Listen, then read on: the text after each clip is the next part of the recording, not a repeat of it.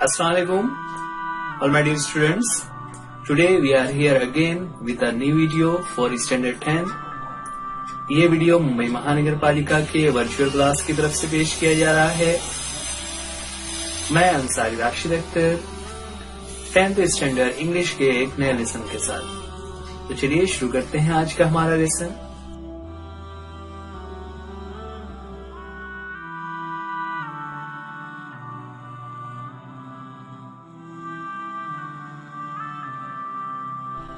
Tenth standard English के एक नए वीडियो के साथ आपके सामने हाजिर हैं।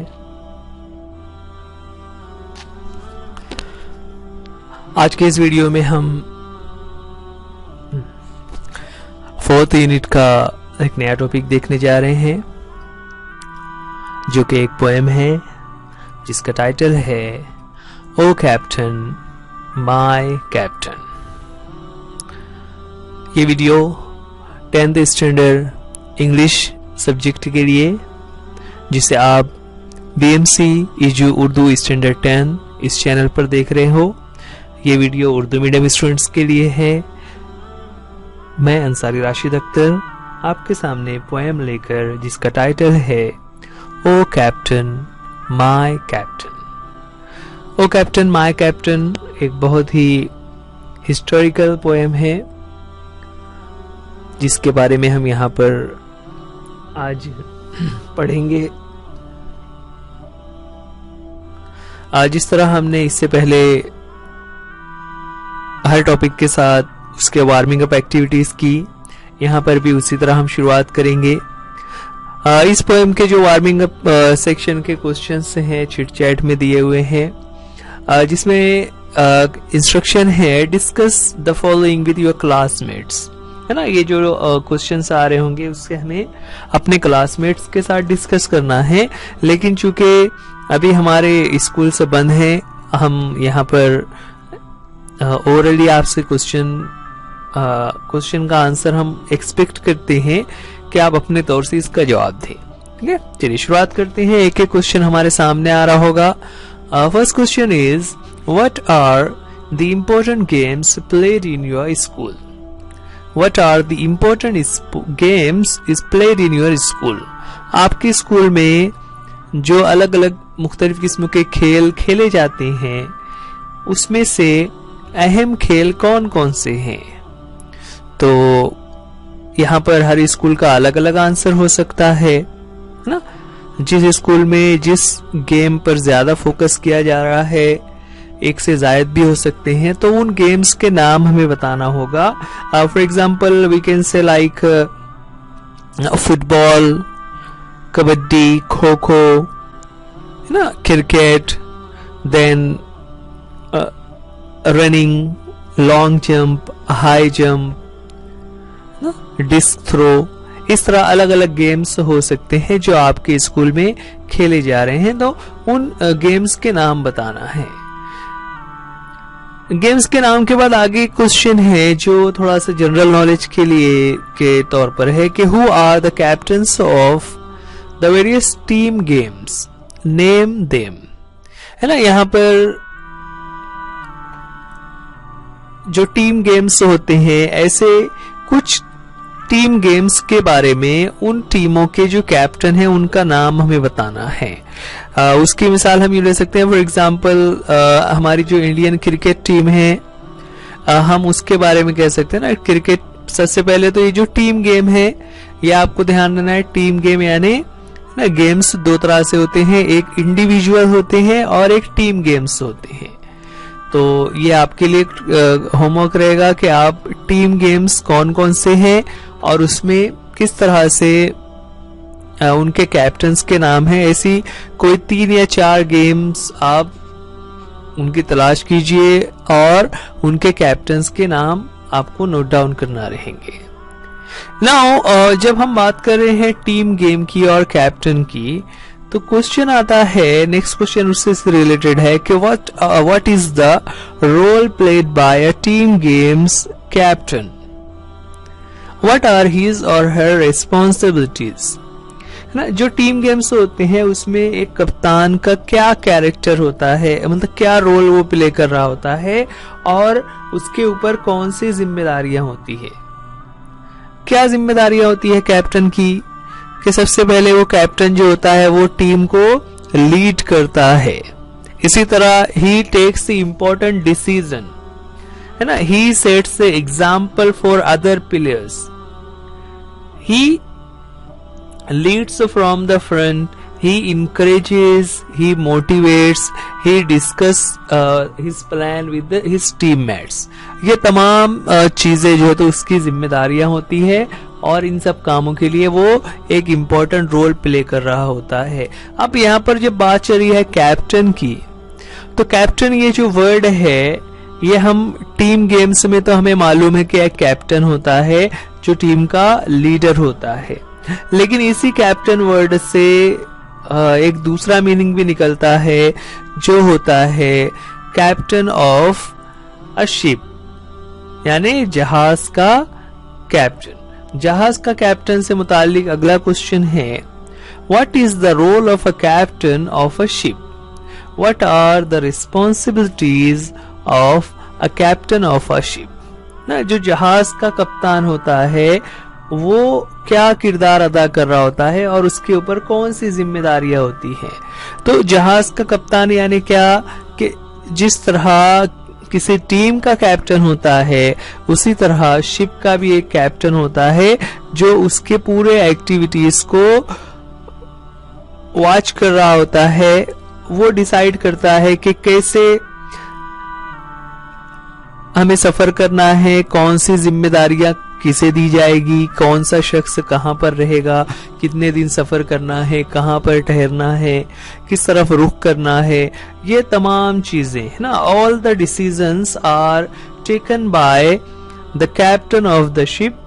ही has to manage his staff, the personnel, he has to decide how many days are to be spent on the ship, when to go to the port, okay, all these things are to be decided by the captain।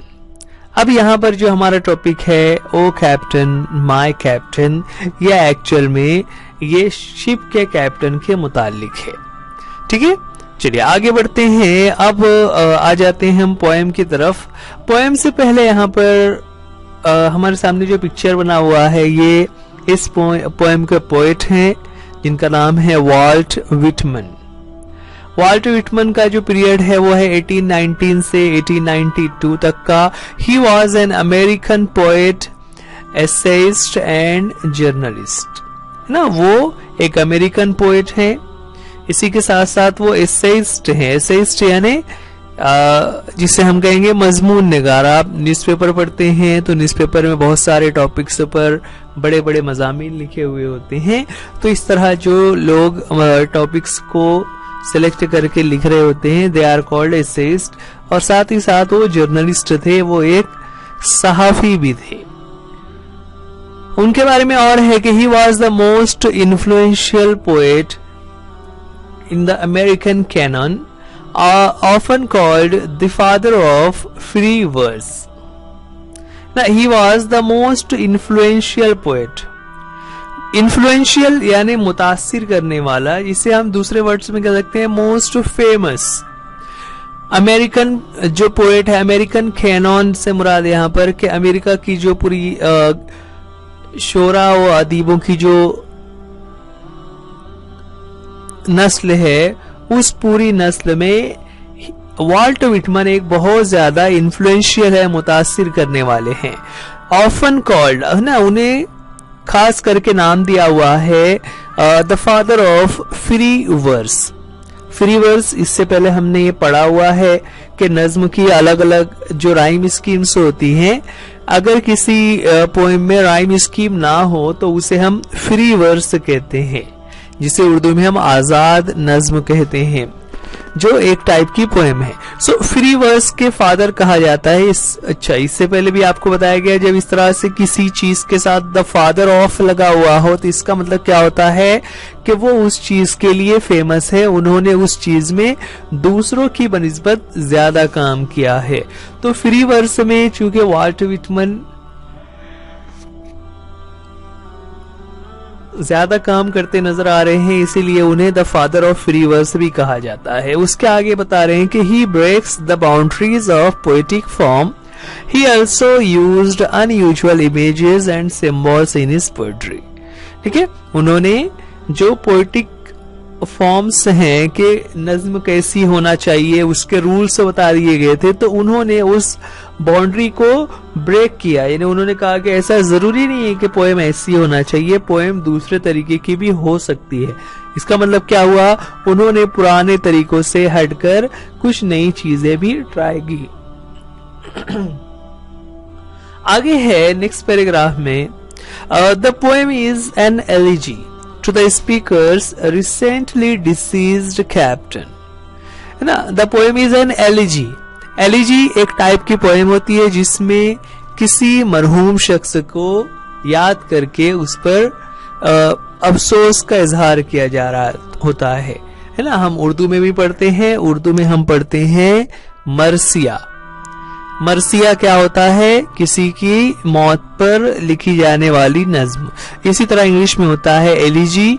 Elegy भी वही होता है जिसमें किसी deceased person के death पर उसके मुतालिक मॉर्निंग की जा रही होती है, अफसोस का इजहार किया जा रहा होता है। तो यहाँ पर जो कैप्टन है जहाज के,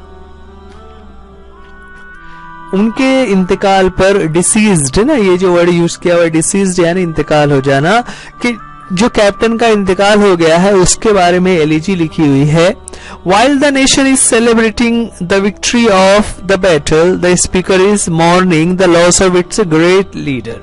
ना देखिए यहाँ पर क्या बता रहे हैं कि जो पूरा मुल्क है वो विक्ट्री को सेलिब्रेट कर रहा है, जबकि जो स्पीकर है यानी जो पोएट है वो एक अफसोस का इजहार कर रहे हैं क्योंकि उनका जो ग्रेट लीडर था वो कैप्टन जो है उसका इंतकाल हो गया है। अब इस पूरी पोएम का एक पस मंजर है, एक बैकग्राउंड है, वो क्या है, तो वो लिखा हुआ है the poem has a direct reference ना। पोएम जो है वो सीधे सीधे कनेक्ट होती है to the assassination of Abraham Lincoln after the American civil wars. Abraham Lincoln जो अमेरिका के सदर थे, उनके जमाने में सिविल वॉर्स हो रही थी। सिविल वॉर क्या होता है, सिविल वॉर से मतलब कि खाना जंगी वाली हालात होते हैं जहां पर अलग अलग रियासतें, अलग अलग इलाके के लोग अपने ही मुल्क से अलग होने के लिए जंग कर रहे होते हैं। तो अमेरिका में भी ये एक सूरत हाल पैदा हो गई थी जिसके बारे में हम तारीख में पढ़ते हैं। तो वहां पर सिविल वार तो उन्होंने जीत लिया था, लेकिन उसके नतीजे में अब्राहम लिंकन को असैसिनेट कर दिया गया था, उन्हें गोली मारकर कत्ल कर दिया गया था। तो वो जो वाकया हुआ था कि जंग तो जीत ली गई लेकिन हमारा जो सदर है उसे गोली मार दी गई। तो इसी पूरे मंजर को यहाँ पर पोएट ने एक जहाज और उसके कैप्टन से मुराद लिया हुआ है, जिसमें जहाज जो है वो अमेरिका को जाहिर कर रहा है और कैप्टन जो है वो द प्रेसिडेंट अब्राहम लिंकन को जाहिर करता है। तो ये था कुछ इंट्रोडक्शन का पार्ट जिसमें हम पोएम और पोएट के मुतालिक कुछ बातें देख रहे थे। अब आगे बढ़ते हैं, आते हैं एक्चुअल पोएम पर जिसका टाइटल है ओ कैप्टन माय कैप्टन। तो चलिए देखते हैं, पहले हम पोएम को एक मर्तबा रीड कर लेते हैं, फिर रीड करने के बाद दोबारा से उसे हम समझने की कोशिश करेंगे। नज़्म में 3 स्टांजाज हैं, एक एक करके हम स्टांजाज को लेते हैं। फर्स्ट स्टांजा हमारे सामने आ रहा है, O captain my captain our fearful trip is done। O captain my captain our fearful trip is done। The ship has weathered every wreck, the prize we sought is won। The prize we sought is won। The port is near, the bells I hear, the people all exulting, The port is near, the bell I hear, the people all exulting. While follow eyes of the steady keel, while follow eyes the steady keel, the vessel grim and daring. While follow eyes the steady keel, the vessel grim and daring, but oh heart, heart, heart. But oh heart, heart, heart. Oh the bleeding drops of red. Oh the bleeding drops of red, where on the deck my captain lies. Where on the deck my captain lies, fallen, cold and dead. Fallen, cold and dead. ये first stanza है जिसमें हम देख रहे हैं कि there are 8 lines, लेकिन उन लाइंस की अगर हम साइज को गौर करें तो साइज बिल्कुल अलग है। ऊपर की जो 4 लाइंस है वो लंबी लंबी है, लेंदी लाइंस हैं, जबकि नीचे की जो लाइंस हैं they are smaller one as compare to the earlier 4 words. Okay, आगे बढ़ते हैं सेकंड स्टांजा पर। पहले हम स्टांजास को रीड कर रहे हैं, उसके बाद मीनिंग को बाद में समझेंगे।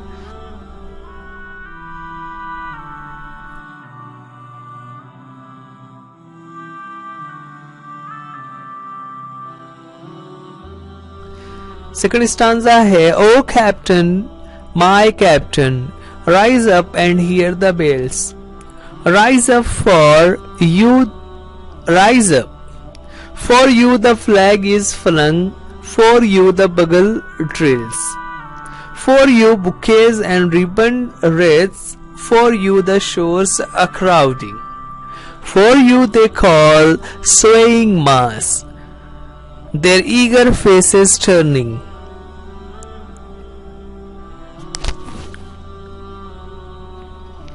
For you they call the swaying mass, their eager faces turning. Here captain, dear father, here captain, dear father, this arm beneath your head, this arm beneath your head, it is some dream that on the deck, it is some dream that on the deck you have fallen cold and dead. You have fallen cold and dead. आगे बढ़ते हैं last stanza पर। Last stanza की line से हैं, ओ my captain does not answer, my captain does not answer, his lips are pale and still, his lips are pale and still. My father does not feel my arm, my father does not feel my arm, he has no pulse nor will,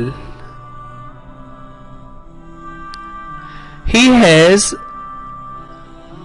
no pulse nor will. The ship is anchored safe and sound, the ship is anchored safe and sound, its voyage closed and done, its voyage closed and done. From fearful trip the victor ship comes in with object won. From fearful trip the victor ship comes in with object one. Exult, O shore, exult, O shores, mal. Exult, O shores, and ring, O bells. But I with mournful tread, but I with mournful tread walk the deck, my captain lies. Walk the deck, my captain lies, fallen cold and dead, fallen cold and dead. Poet का नाम नीचे लिखा हुआ है Walt Whitman. तो ये थी हमारी पोएम जिसे हम रीड कर रहे थे। चलिए उसके मीनिंग को थोड़ा समझ लेते हैं।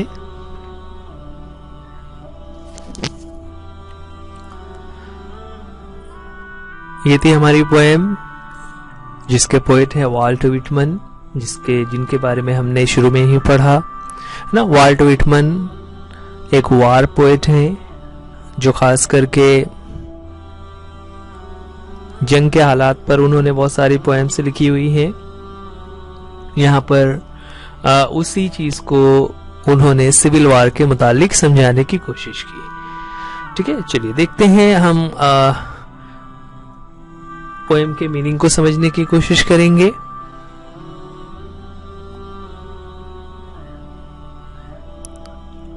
एक्सप्लेनेशन में हम फिर से उन्हीं स्टांजास को देख रहे होंगे।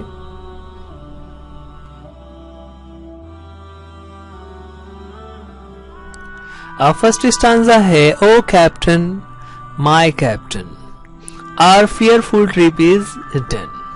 ना यहाँ पर ओ कैप्टन माय कैप्टन मुखातब करते हुए कैप्टन को कहा है कि ओ कैप्टन ना, कि आज का जो हमारा ये मतलब एक तो सबसे पहली बात जब इस तरह से किसी को मुखातब किया जा रहा है तो उसे आपको पता है कि ऐसे फिगर ऑफ स्पीच को हम एपोस्ट्रोफ कहते हैं, है ना। तो यहाँ पर उन्होंने ओ कैप्टन माय कैप्टन एक तरीके से आवाज दी और कहा कि our fearful trip is done, कि हमारा जो फियरफुल ट्रिप था, यानी जो हमारा सफर था जो कि बहुत ही खौफनाक था, अब वो डन हो गया है। डन से मुराद वो खत्म हो चुका है। The ship has weathered every rack, weathered every wreck, the prize we sought is won। The ship has weathered every wreck। weathered every wreck का मीनिंग नीचे लिखा हुआ है हमारी बुक में भी, अगर ग्लोसरी में देखें तो वहां पर उसका मीनिंग लिखा हुआ है overcome every difficulty। The ship has weathered every wreck मतलब the ship has overcome every difficulty, तमाम मुश्किलात को शिप ने पार करते हुए अपना ये सफर खत्म किया हुआ है।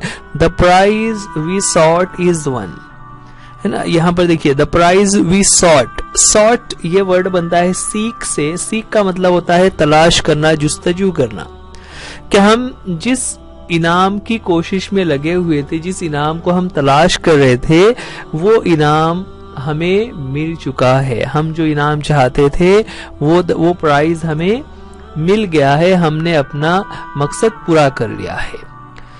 आगे लाइन से है the port is near, the bells are here, the people all exulting. The port is near, port कहते हैं बंदरगाह को, है ना, कि बंदरगाह यानी जहां पर जहाज को जाकर रुकना है वो बंदरगाह अब नियर है। और ये कैसे समझ में आ रहा है, द बेल्स आर हियर, घंटियों के बजने की आवाज आ रही है। समुंदर में दूर दूर तक पानी था, वहां पर कोई आवाज नहीं आ रही थी। अब जैसे जैसे बंदरगाह की तरफ, साहिल की तरफ जहाज बढ़ रहा है तो वहां पर लोगों की आवाजें आ रही है। All the people are exulting, exulting कहते हैं सेलिब्रेट करने को, कि सब लोग खुशियां मना रहे हैं कि जहाज वापस आ रहे हैं, लोग जश्न मना रहे हैं। While follow eyes the steady keel, while follow eyes the steady keel, कि जब जहाज के कील के ऊपर नजर जाती है ना। कील कहते हैं वो फ्रेमवर्क जिसके ऊपर जहाज रुका हुआ होता है, जिसे हम अगर 4 व्हीलर्स या किसी बाइक की बात करें तो उसमें आपने उसका जो बॉडी होती है जिसके ऊपर बाकी तमाम चीजें फिट की जाती है, उसके ऊपर सीट लगाई जाती है, उसमें इंजन फिट किया जाता है, उसको कवर किया जाता है, उसे कलर किया जा रहा है, तो वो जो मेन उसका बेस होता है उसे कील कहते हैं। The vessel grim and daring. तो जब मैं उस कील को देखता हूं तो साथ में क्या हो रहा है कि उस लकड़ी के मजबूत कील को देखने के बाद the vessel grim and daring, ना। ग्रिम कहते हैं सीरियस को। सीरियस से मुराद यहाँ पर एक संजीदा सा माहौल उसके ऊपर तारी है और साथ ही साथ उसमें एक हिम्मत भी है। तो एक हिम्मत भी है और एक बहुत ही संजीदा उसके ऊपर एक कैफियत बनी हुई है। But O heart heart heart heart, यहाँ पर जो हार्ट का वर्ड है उन्होंने रिपीट किया हुआ है। ये दरअसल एक कैफियत बता रहे हैं कि हाय मेरा दिल, इस तरह का उन्होंने यहाँ पर एक कैफियत जाहिर की। क्यों? O the bleeding drops of red, O the bleeding drops of red ना। ब्लीडिंग ड्रॉप्स ऑफ रेड यानी लाल खून जो टपक रहा है, जो लाल रंग का है, उससे जो ड्रॉप्स टपक रहे हैं। Where on the deck my captain lies, जिस जगह पर मेरा कैप्टन लाइज है, उस डेक पर, उस टेबल पर, उस तख्ते के ऊपर जहां पर मेरा कैप्टन लेटा हुआ है, वहां से खून टपक रहा है। और वो कैप्टन कैसा है? Fallen cold and dead. वो फॉलन कोल्ड, वो ठंडा हो चुका है। ठंडा हो चुका है इससे मुराद कि जब कोई शख्स मर जाता है तो उसके जिस्म का जो टेम्परेचर होता है वो खत्म हो जाता है, जिसकी वजह से बॉडी जो है वो ठंडी होती चली जाती है। फॉलन कोल्ड एंड डेड, वो मर चुका है और उसका जिस्म अब सर्द पड़ चुका है। यानी पहले स्टांजा में क्या बता रहे हैं कि जहाज जो है वो किनारे की तरफ पहुंच रहा है, लेकिन उसका कैप्टन जो है वो इंतकाल कर गया है, वो मर चुका है। आगे सेकंड स्टांजा में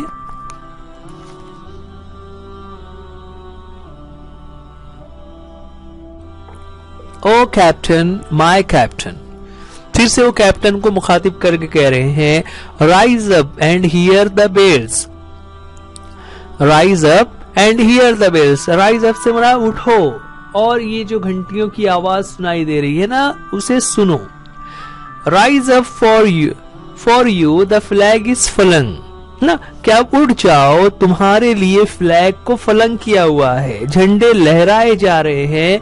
फॉर यू द बगल ट्रिल्स ना, बगल जो बाजे होते हैं उसे ट्रिल्स किया जा रहा है, बजाए जा रहे हैं, क्योंकि जहाज वापस लौट कर आ रहा है तो वापसी पर सब लोग खुशियां मना रहे हैं, तो बाजे बजा रहे हैं और ये सब तुम्हारे लिए हो रहा है, तो उठ जाओ। For you bouquet and ribbon rates, for you the shores a crowding ना, तुम्हारे लिए लोग बुके लेकर खड़े हुए हैं, गुलदस्ते लिए हुए हैं। एंड रिबन रेट्स, रेट्स कहते हैं, उसका मीनिंग दिया हुआ है गार्लैंड्स, और वो भी रिबन यानी रिबन से बांधे हुए, मतलब सजाए हुए फूलों के हार लेकर लोग खड़े हुए हैं। For you the shores a crowding है ना, अ क्राउडिंग का मतलब भीड़ का होना, के शोर, शोर कहते हैं साहिल को, बीच को, राइट। तो जहां पर जहाज आकर रुकने वाला है उस जगह पर एक मजमा जमा हुआ है, भीड़ इकट्ठा हो गई है और सब लोग तुम्हारे लिए ही तैयार खड़े हुए हैं। For you they call the swaying mass, the swaying mass, their eager faces turning, तुम्हारे लिए ही है ना। फॉर यू दे कॉल, उन लोगों ने बुला रखा है द स्वेइंग मास। मास से मुराद यहाँ पर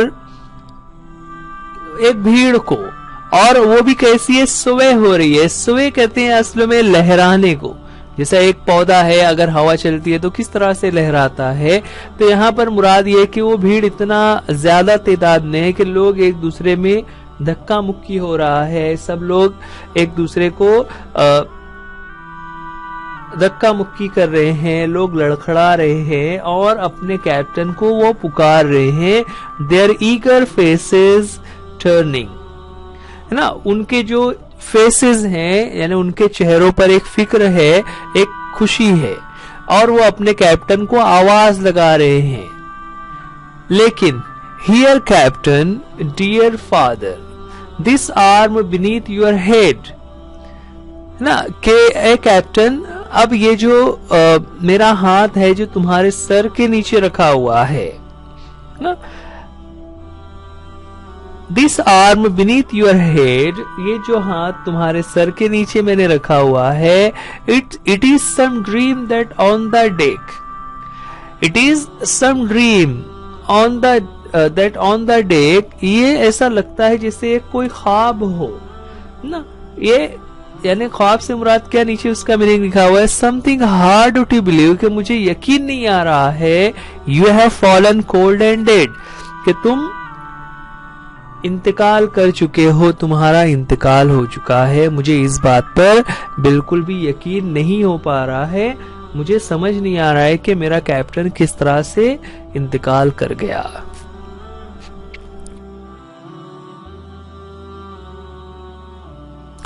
आगे है थर्ड स्टांजा में, O my captain does not answer, his lips are pale and still, my captain does not answer, मेरा जो कैप्टन है वो आंसर नहीं कर रहा है, यानी मैं उसे बार बार उठने के लिए कह रहा हूं, बातें बता रहा हूं, लेकिन वो कुछ भी जवाब नहीं दे रहा है। हिज लिप्स आर पेल, है ना, उसके जो होंठ हैं दे आर पेल, पेल मतलब पीले पड़ चुके हैं, एंड स्टिल, और उसमें कोई भी हरकत नहीं है, मतलब वो बेहरकत हो चुके हैं, यानी उसके होंठ बिल्कुल भी हरकत नहीं कर रहे हैं। My father does not feel my arm, he has no pulse nor will. इसी तरह माय फादर से मुराद चूंकि वो कैप्टन को बहुत ज्यादा अकीदत से चाह रहा है, इसलिए वो कैप्टन को फादर भी कह रहा है कि my father does not feel my arm, उसे मेरे हाथ का एहसास भी नहीं हो रहा है। He has no pulse nor will, ना उसकी धड़कनें बंद हो चुकी है, पल्स कहते हैं दिल की धड़कनों के को, उसके जो धड़कनें हैं, उसकी जो नब्ज है वो अब बंद हो चुकी है, और उसे कोई ख्वाहिश भी नहीं है, ख्वाहिश नहीं है ऐसे मुराद कि अब वो तो मर चुका है, कि वो उसे अगर वो जिंदा होता तो कितना खुश होता कि सब लोग उसका इंतजार कर रहे हैं, सब लोग उसके लिए जश्न मना रहे हैं ना। The ship is anchored safe and sound, it's a voyage closed end done. The ship is anchored, ना, शिप एंकर का मतलब क्या होता है कि जहाज को जब बंदरगाह पर लाकर उसे रोका जाता है, जिसे उर्दू में लंगर अंदाज कहते हैं, है ना। तो जहाज को रोक दिया हुआ है, सेफ एंड साउंड, यानी सही सलामत वो जहाज अपने साहिल पर पहुंच चुका है। It's voyage closed end done, उसका जो सफर है वो यहाँ पर खत्म होता है, मुकम्मल हो जाता है। From fearful trip the victor ship come in with object won, ना, एक डरावने सफर से जिसकी शुरुआत हुई थी, उससे द विक्टर शिप आया हुआ है, एक ऐसा जहाज जो जीत के साथ वापस आया है। Comes in with the object won, ना, जिस ऑब्जेक्ट को लेकर, जिस मकसद को लेकर ये जहाज गया था, वो मकसद वो पूरा करके आ रहा है। Exult O shores and ring O bells, ना, यहाँ पर फिर से वो शोर्स को मुखातिब होकर कह रहा है, एक्सर्ट कि खुशियां मनाओ, एंड रिंग ओ बेल्स के ऐ घंटियों ओ बजना शुरू कर दो, बट आई लेकिन मैं, विथ मॉर्नफुल ट्रेड, मॉर्नफुल नीचे उसका मीनिंग दिया हुआ है वेरी सॉरोफुल, बहुत ही अफसोस होना, रंजीदा होना। और ट्रेड कहते हैं फुट स्टेप्स को, पैरों के निशान को, कि मैं इन गमगीन पैरों के निशान के साथ walk the deck my captain lies, मैं उस डेक के पास चल रहा हूं जहां पर मेरा कैप्टन लाइज लेटा हुआ है, सो रहा है। फॉलन कोल्ड एंड डेड, और वो कोल्ड एंड डेड हो चुका है, उसका जिस्म अब ठंडा पड़ चुका है और वो इंतकाल कर गया है। Walt Whitman. तो ये थी हमारी पोएम जिसे हमने यहाँ पर देखा और उसके मीनिंग को भी समझा। इस पोएम के इंग्लिश वर्कशॉप और एप्रिसिएशन हम जल्दी ही दूसरी वीडियो में कर रहे होंगे। तो आज के लिए इस वीडियो में इतना ही। बच्चों ये वीडियो आप DMC इजो उर्दू स्टैंडर्ड 10 इस चैनल पर देख रहे हैं। आप इस वीडियो को लाइक कीजिए, चैनल को सब्सक्राइब कीजिए और वीडियो को अपने दोस्तों में भी शेयर कीजिए। सो डियर स्टूडेंट्स, आज के लिए इस वीडियो में इतना ही। उम्मीद करते हैं ये लेसन आपको समझ आ गया होगा। वीडियो देखने के लिए थैंक यू। अल्लाह हाफिज, गुड बाय।